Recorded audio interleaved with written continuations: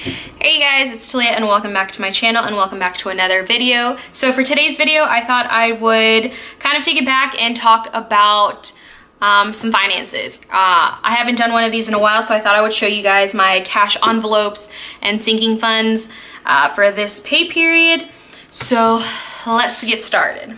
So things have kind of changed since I first started kind of working on my debt journey, and it's in terms of kind of how I use my cash envelopes, I guess you could say. So when I started, I did everything in cash, and since then I've kind of moved away from that, not completely, but pretty much completely, and I'm just using my debit card.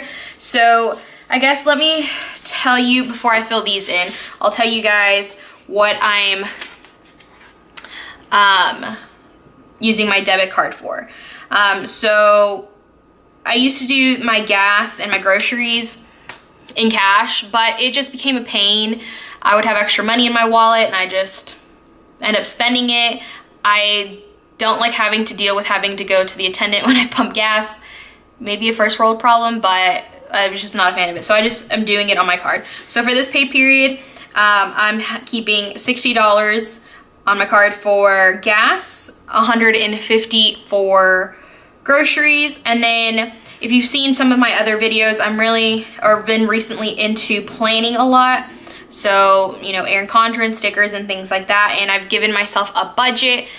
It is $80 in this for 2 separate orders that I wanted to do. I ended up spending less than that because I found coupons and things like that. So keep in mind that when you do have a budget, just because you have a budget doesn't mean you can't go spending.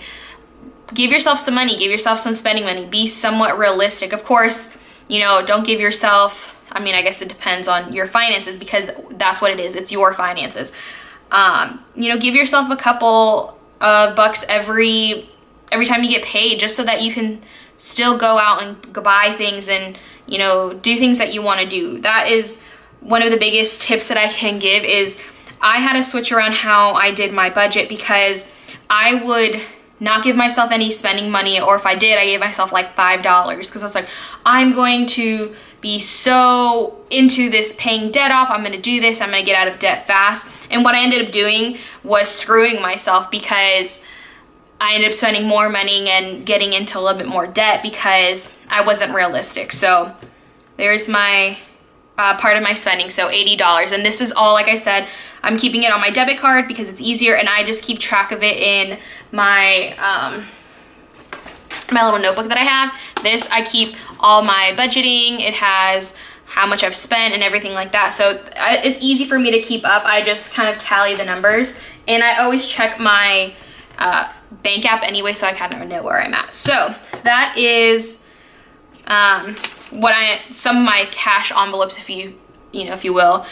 So let's go ahead and fill these other ones. So these aren't, I mean, I guess the only one that will be a cash envelope is going to be, I'm going to put $20. I'm just put a sticky note on it because it's going to go into my wallet.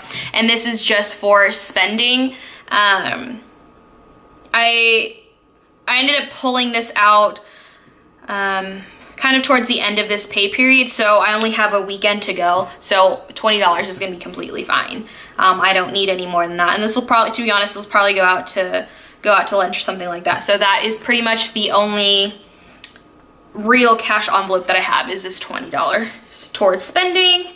All right, and so then the 3 envelopes that I have here, they're, I guess you could call them sinking funds. I call them short-term sinking funds, or even cash envelopes. It's just kind of however you want, whatever lingo you want to use.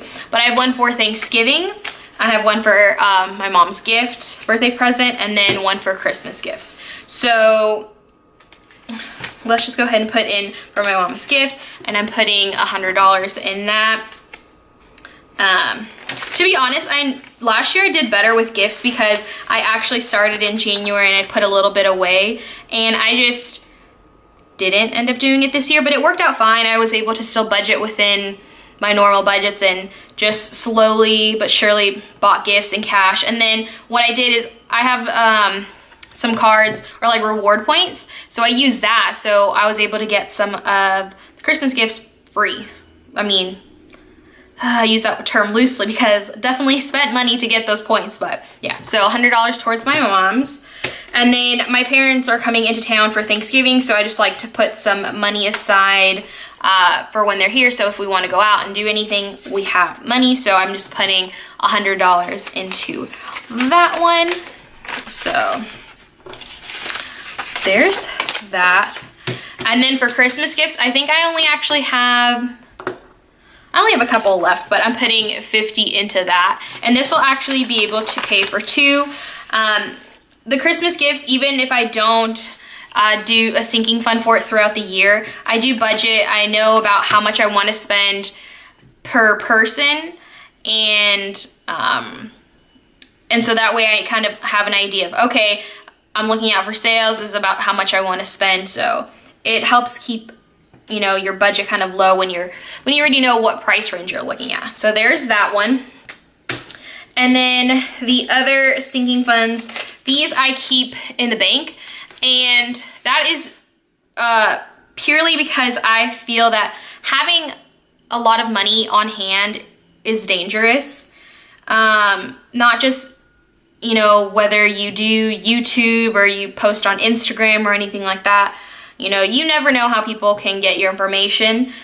So I don't feel comfortable leaving large amounts of money in my possession. So my emergency fund is in my bank, but I can easily access it, so I'm fine with that. And so the sinking fund that I have in the bank, or that were just transferred, is $750 I put towards a house fund. I'm hoping to purchase a home next year. Fingers crossed, we'll see how that goes. But for now, I'm just saving as much as I can towards that fund. And then taxes, I just put in $5. That's either gonna go towards, you know, paying for them if I have to pay for them, or if I owe or whatever. I know $5 isn't that much, but hey, it's $5 more that I'd have towards paying towards something if I didn't put it away. And then I just put $20 into a rainy day fund. So that is pretty much just kind of like an extra savings fund. I don't really put too much into it, but that's kind of where I guess I differ a little bit if you're following the Dave Ramsey plan. I'm not going to go into it because, I mean, at the end of the day, everyone's finances are kind of personal. I mean, that's it. You do what you got to do to get yourself on track. If you guys want me to talk more about it, let me know. I'll be happy to sit down and talk more into kind of how I differ from what he teaches, or kind of what his foundation for that. But anyways, that is going to be it. So I have my sinking funds, my electronic ones, and then I have the 3 that I have in cash, my debit cash envelopes, and my lonely $20 bill here. So that's gonna be it for me today. Thank you guys so much for watching. Let me know if you guys have any questions down below. I'd be more than happy to help. And I'll see you guys next time.